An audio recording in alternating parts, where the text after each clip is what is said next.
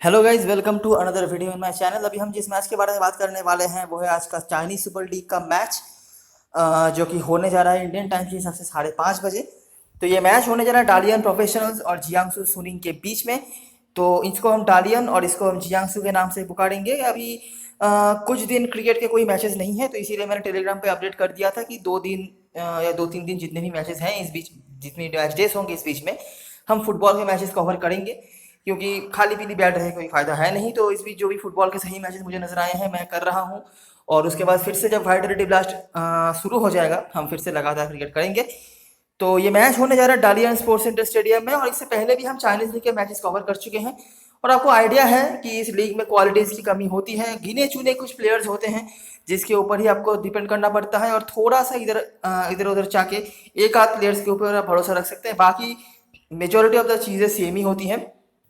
दूसरी जो बात है कि यहाँ पे आपको काफ़ी हद तक सिलेक्शन परसेंटेज के साथ ही जाना पड़ता है। जैसे मैंने आपको बताया कि गिने चुने कुछ प्लेयर्स होते हैं, तो जो भी प्लेयर्स पहले मैचेस में परफॉर्म करके आए हैं उनमें से ही कुछ प्लेयर्स होते हैं। मिनिमम आप एक्सपेक्ट कर सकते हैं कि 8 से 9 प्लेयर्स आपके और आपके ओपोनेंट के जो भी होंगे स्मॉल लीग में उनके सेम ही होंगे। एक या दो प्लेयर या फिर कैप्टन वाइस कैप्टन का डिफरेंस यही कुछ होगा। तो स्टार्ट करते हैं इस मैच की एनालिसिस। ये मैच जो दोनों टीमों के बीच में होने जा रहा है, डालियन प्रोफेशनल छठे स्थान पर है 8 टीमों की टेबल में, और जियांगसू सैनिक दूसरे स्थान पर हैं अभी। लेकिन जैसा मैंने पहले भी कहा हुआ है चाइनीज सुपर लीग के मैचेस कवर करने के टाइम पे, अभी भी मैं वही कहूंगा कि आप इस रैंकिंग से ज़्यादा कुछ समझ नहीं सकते, क्योंकि पूरे टूर्नामेंट में एक या दो टीम के अलावा और किसी के भी पास उस तरह की कोई क्वालिटी नहीं है कि आप ज़्यादा कुछ डिफरेंशिएट कर सकें। अनअवेलेबिलिटी न्यूज़ की बात करें तो ये कुछ प्लेयर्स हैं जो कि आज के मैच में नहीं खेलेंगे। वो ही डाउटफुल हैं, स्टार्ट भी कर सकते हैं अगर मैच टाइम फिट हो जाते हैं तो। बाकी ये कुछ प्लेयर्स हैं जो शायद आज के मैच में स्टार्ट नहीं करेंगे। आखिरी जो हेड टू हेड मैच हुआ था वहां पर जियांगसू सुनिंग ने 2-1 से हराया था, जहां पर डालियन के होकर एकमात्र गोल किया था रॉन्डन ने। ठीक है, और यहाँ पे खास कुछ था नहीं। दोनों ही टीमों की तरफ से एक चीज जो मैं आपको बता सकता हूँ कि दोनों ही टीमों का डिफेंस जो है वो काफी खराब है। ठीक है, भले ही इनके पास बहुत ही अच्छे अच्छे अटैकर्स हैं। ठीक है, डालियन प्रोफेशनल्स के होकर आप नाम सुने होंगे अगर आप फुटबॉल थोड़ा बहुत देखते हैं तो। सोलोमन रॉन्डन है, मारेक हामशिक हैं, सैम लार्सन जैसे बड़े बड़े प्लेयर्स हैं अटैकिंग थर्ड में। दूसरी तरफ से अगर आप जियांगसू सुनिंग की तरफ से देखेंगे तो एडर हैं, एलेक्स टेसेरा, ऐसे कुछ प्लेयर्स आपको दिख जाएंगे जिनके ऊपर गोल स्कोरिंग की रिस्पॉन्सिबिलिटीज वगैरह होती हैं। और ये सारे ही काफ़ी अच्छे कैपेबल प्लेयर्स हैं। लेकिन डिफेंसिव थर्ड या होल्डिंग मिडफील्ड की अगर हम बात करेंगे तो वहां पर इनके पास क्वालिटी काफ़ी कम है। इसीलिए ये दोनों ही टीमें गोल्स करते तो हैं लेकिन गोल्स खाते भी इक्वल रेट पे हैं।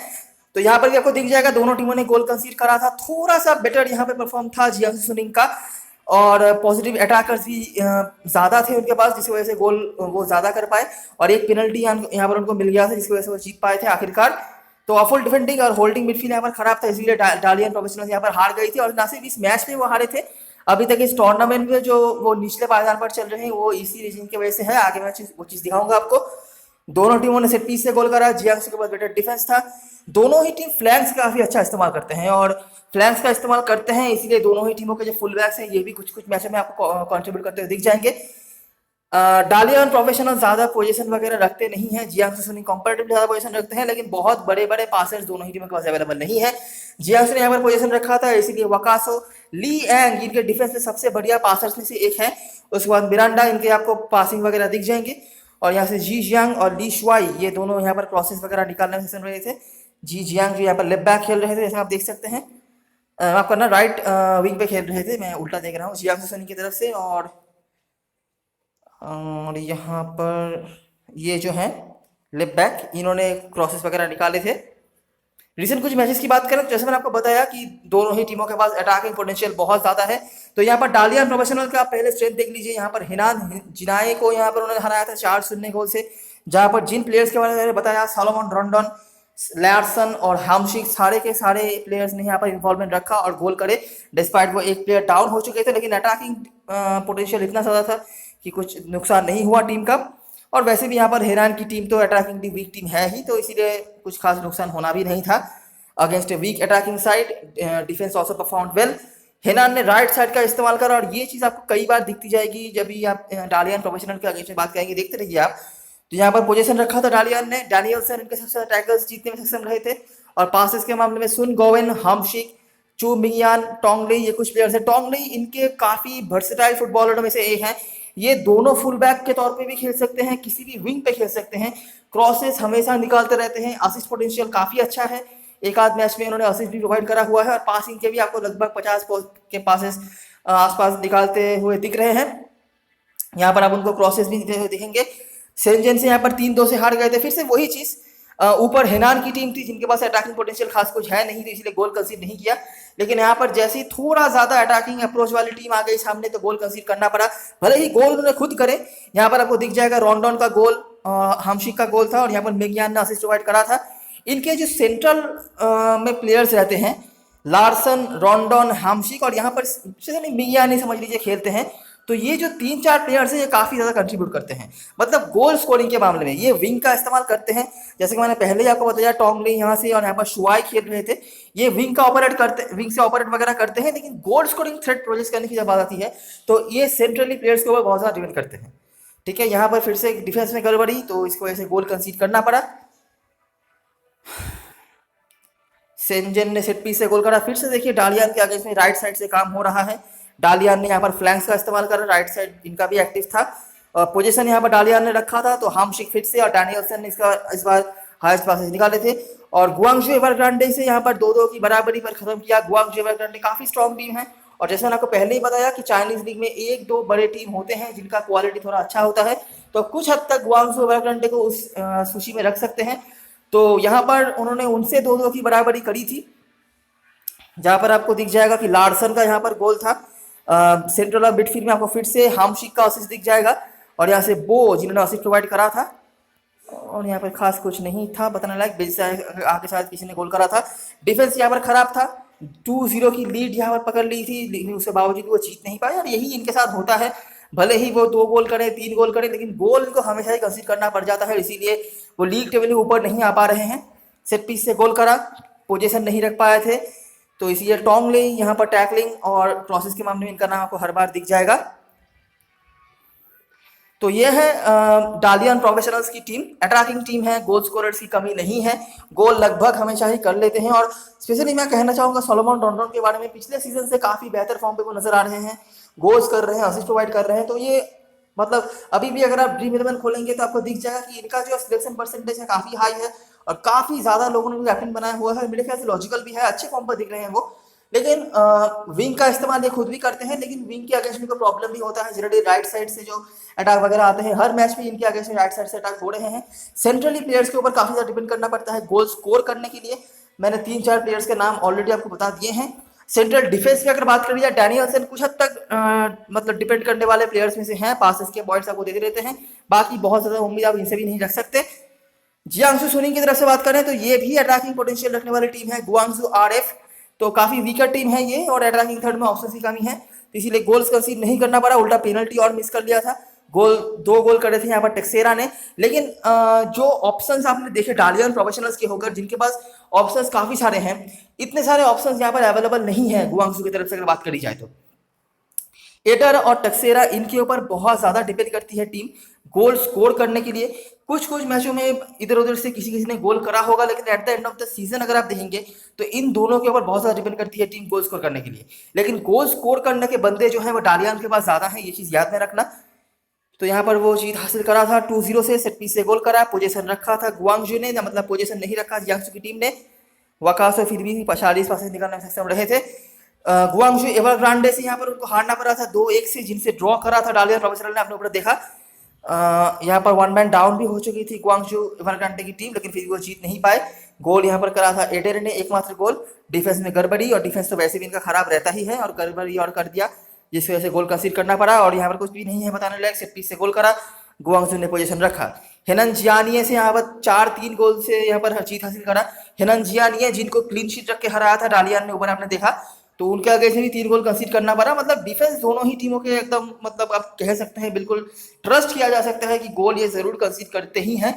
तो यहाँ पर 4-3 गोल से जीत हासिल करा था, जहाँ पर टेंगफेई सैंटीने ने गोल करा था, और यहाँ से वू जी, जो कि आज के मैच में थोड़े बहुत डाउटफुल हैं, इन्होंने गोल वगैरह करे थे, और बेंच से आगे साथ किसी ने गोल करा होगा। आप देख सकते हैं यहाँ पर जो मेन प्लेयर्स थे इनके, एलेक्स टेक्सेरा, एडेड कोई भी नहीं खेले थे, तो इन प्लेयर्स ने यहाँ पर रिस्पॉन्सिबिलिटी लिया और गोल करा। डिफेंस यहाँ पर एक वीक अटैकिंग टीम के अगेंस्ट में भी खराब नजर आया था। फिर से डिफेंस में प्रॉब्लम था, लेकिन ब्रिलियंट अटैकिंग की वजह से यहाँ पर जीत पाए वो।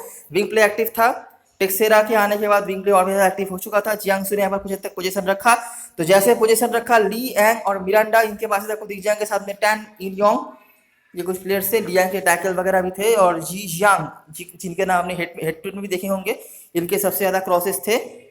जी जियांग यहाँ पर राइट बैक खेल रहे थे। ठीक है, तो ये कुछ चीज़ें हैं जियांगसू सुनिंग की तरफ से। अटैकिंग टीम है, डिफेंस में गड़बड़ करते रहते हैं, पोजीशन ज़्यादा रखते नहीं हैं। ठीक है, तो ये एक चीज़ है। मतलब 10 में से 1 या 2 मैच भी आपको दिखेगा कि जियांगसू सुनिंग की टीम पोजीशन रख रही है, तो वहाँ पे कुछ हद तक आपको 65 शायद मिल ही जाए, लेकिन ज़्यादा ये पोजीशन रखते नहीं है। ठीक है, और यहाँ पर कुछ नहीं है खास बताने लायक। इवन सैंटिनी ने कुछ कुछ मैचों में, मतलब बहुत ही रेयरली उनको स्टार्ट करने को मिलता है, लेकिन जब भी इनको मौका मिला है इन्होंने काफ़ी अच्छा काम करा हुआ है। इसके सिवाय एलेक्स टेक्सेरा और एडर मार्टिन्स इनके मेन गोल स्कोरर हैं। एडर मार्टिन्स के बारे में एक चीज़ जो मैं कहना चाहूँगा, ये बहुत ज़्यादा पेनिट्रेटिव प्लेयर नहीं है। गोल्स करे हैं और इस सीजन के हाईएस्ट गोल स्कोरर हैं, लेकिन बॉक्स के अंदर आके ये ज़्यादा गोल्स वगैरह करते नहीं है। इनका जो स्ट्रेंथ है वो है सेट पीस। ये सेट पीस में काफ़ी लीथल हो जाते हैं और वहाँ से काफ़ी गोल्स वगैरह करते हैं, लेकिन उतना ज़्यादा पेनिट्रेशन ये रखते नहीं है जितना ज़्यादा आपने देखा कि इटालियन प्रोफेशनल्स के अटैकर्स करते हैं। तो अगर आप स्मॉल लीग में रिस्क लेना चाहते हैं ना, तो एक रिस्क आप एडर के ऊपर ले सकते हैं, लेकिन याद रखना ये सेट पीस में काफ़ी अच्छे हैं। ऑन प्ले में शायद ज़्यादा गोल नहीं करा हो इन्होंने, लेकिन सेट पीस से ये काफ़ी गोल्स करते हैं, और ये चीज़ आपने बार बार देखी होगी कि जियांगसू की तरफ से सेट पीस से काफ़ी सारे गोल्स इस सीजन में हुए भी हैं। तो ये सब कुछ देखने के बाद इतना तो लगभग हम सर्टेनली कह सकते हैं कि इस मैच में गोल्स होंगे। ठीक है, मुझे लगता है कि मिनिमम तो 2 गोल पर टीम आपको देखने को मिलेगा ही। डिफेंस दोनों ही टीमों का खराब है, अटैकर्स दोनों ही टीमों के अच्छे हैं, तो इसीलिए मैं किसी को भी कम नहीं साध सकता। मेरा जो फाइनल कॉल होगा वो होगा कोई भी टीम यहाँ पे 3-2 या फिर 3-2 के स्कोर लाइन के साथ जा सकती है। मैं किसी भी तरीके से डालियान को आज के मैच में कम नहीं साध सकता। सारी जनता आज के मैच में जियांगसू के सपोर्ट में ही टीम बनाएगी। आप भी कुछ हद तक उस तरह के स्ट्रक्चर के साथ जा सकते हो, लेकिन मैं डालियान को आज कम नहीं साध सकता, क्योंकि रिसेंटली गुआंगजू जैसी टीम को, गुआंगजू एवरटन जैसी टीम को उन्होंने रोक के आए हैं, स्पेशली तब जब वो 2-0 से आगे भी चल रहे थे वहां पर। ठीक है, तो मुझे लगता है कि गोल्स होंगे आज के मैच में, मतलब 1 से ज़्यादा गोल होगा दोनों ही टीमों की तरफ से। पर्टिकुलर स्कोर लाइन क्या होगा वो तो मैं बता नहीं सकता, लेकिन मुझे लगता है मिनिमम 2 गोल आप दोनों टीमों की तरफ से उम्मीद रख सकते हैं। ठीक है, सेट पीस टेकर्स की बात करें, डालियान के होकर रॉन्डन कराशो जो फिलहाल नहीं खेल रहे हैं, हामशिक और लार्सन ये फ्री किक में आएंगे। जियांगसू की तरफ से एडर, एंगली ये कुछ होते हैं सेट पीसेस में। स्टैटिस्टिक्स की बात करें तो डालियान के होकर रॉन्डन हाईएस्ट गोल स्कोरर हैं, और उसके बाद लार्सन, जियांगसू की तरफ से एडर और टेक्सेरा। इवन सेंटिनी ने बेंच से आके कुछ कुछ मैच में गोल करे हुए हैं। असिस्ट के मामले में भी आपको रॉन्डन और टोंगलेई का नाम दिख जाएगा, जिनका नाम हमने कई बार देखा है। दोनों टीमों की प्लेइंग 11 की बात करें तो मेरे ख्याल से दोनों टीमें इस तरह के लाइनअप के साथ आ सकती हैं। एक चीज याद में रखना कि डालियान के अगेंस्ट में राइट साइड से काफी अटैक वगैरह होते हैं, तो उस हिसाब से ये साइड आपके लिए काफी इंपॉर्टेंट हो सकता है जियांगसू की तरफ से। यहाँ से टोंगलेई काफी इंपॉर्टेंट प्लेयर हैं, आपने देखा अटैक में काफी कंट्रीब्यूट वगैरह करते रहते हैं। हामशिक, लार्सन, रॉन्डन इनको तो आप मिस कर भी नहीं सकते। तो यहाँ से 4 प्लेयर्स आपके यहाँ से हो गए। यहाँ से टेक्सेरा, एडर ये हो गए 2, यांग ये हो गए आपके लिए 3, 7 प्लेयर्स टोटल। एंग जो कि पासिंग के काफ़ी सारे पॉइंट्स आपको दे देते हैं, 8 प्लेयर, गोलकीपर 1, 9।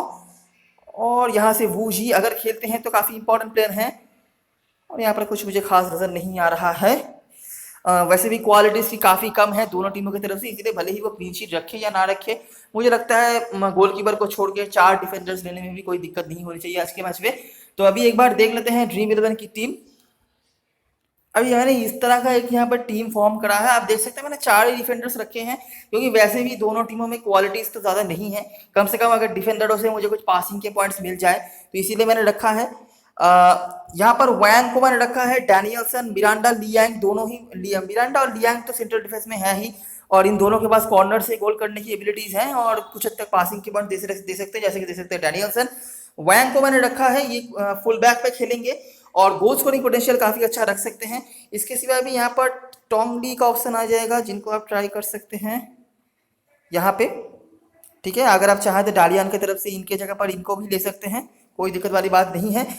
मिडफील्ड में बात करी जाए तो हामशिक तो आपके टीम में ज़रूर होंगे, इनको तो आप गलती से मिस नहीं कर सकते। इसके सिवाय अगर वू जी खेलते हैं तो इनको ज़रूर पिक करना, ये खेलेंगे नहीं यही सोच के मैंने ये टीम बनाया है। पेंग फाई जी एक और इम्पॉर्टेंट प्लेयर हैं, पिछले कुछ मैचेस से अच्छा कुछ कर नहीं पा रहे हैं लेकिन अटैकिंग पोटेंशियल काफ़ी ज़्यादा रखते हैं। मैंने उनके परिवर्तन पर इन दोनों प्लेयर्स को रखा है, यूपेंग और ली जिंग। ये ली जिंग स्पेशली अगर स्टार्ट कर पाते हैं तो काफ़ी एक्साइटिंग प्लेयर लगे हैं मुझे। कुछ मैचों में मैंने उनको देखा है बेंच से आकर काफ़ी एक्साइटिंग उन्होंने काम करा हुआ है, पेनल्टी बॉक्स के आसपास घूमते हुए नजर आते हैं। बाकी अगर आप चाहो तो सिलेक्शन परसेंटेज के साथ जा सकते हो क्योंकि बहुत ज़्यादा क्वालिटीज़ मुझे नज़र नहीं आती हैं इन प्लेयरों में। उसके बाद सोलोमन रॉन्डन, एडन मार्टिन्स और एलेक्स टेक्सेरा, इनको सारी जनता ले रही है। अभी मैं कुछ चीज़ें आपको समझाता हूँ। एडन मार्टिन्स के बारे में मैंने आपको बताया है कि ये बहुत ज़्यादा अंदर आके गोल्स करने वाले प्लेयरों में से नहीं है। सेट पीस इनकी स्ट्रॉन्ग है और सेट पीस से इस सीजन में 2-3 गोल उन्होंने करे भी हुए हैं। अगर आप चाहते हो रिस्क लेना तो लार्सन को आप ट्राई कर सकते हो एडन मार्टिन्स के जगह पर, ठीक है, क्योंकि मेरे पॉइंट ऑफ व्यू से लार्सन एक positive goal scoring threat provide कर सकते हैं देन एडन, ठीक है। तो इसीलिए मैं यही कहूंगा कि डालियान की तरफ से जो स्ट्राइकर्स हैं, सेंट्रल स्ट्राइकर्स हैं, उनको आप ज़्यादा लीजिए और जियांसू की तरफ से स्ट्राइकर्स कम लीजिए भले ही, लेकिन आजू बाजू से जो गोल स्कोरिंग के थ्रेट प्रोवाइड कर सकते हैं जैसे कि विंगर्स वगैरह हो गए, अटैकिंग मिडफील्डर्स वगैरह हो गए, उनको लीजिए ज़्यादा, ठीक है। क्योंकि पॉजिटिव स्ट्राइकर्स की मैं अगर बात करूं तो वो डालियान के पास ज़्यादा है, और वैसे भी क्योंकि हम दोनों टीमों से गोल्स की उम्मीद कर रहे हैं तो इसीलिए मैं इसी जोन पे ही आपको ज़्यादा समझा रहा हूँ। डिफेंडर के बारे में ज़्यादा मैं नहीं बातें कर रहा हूँ।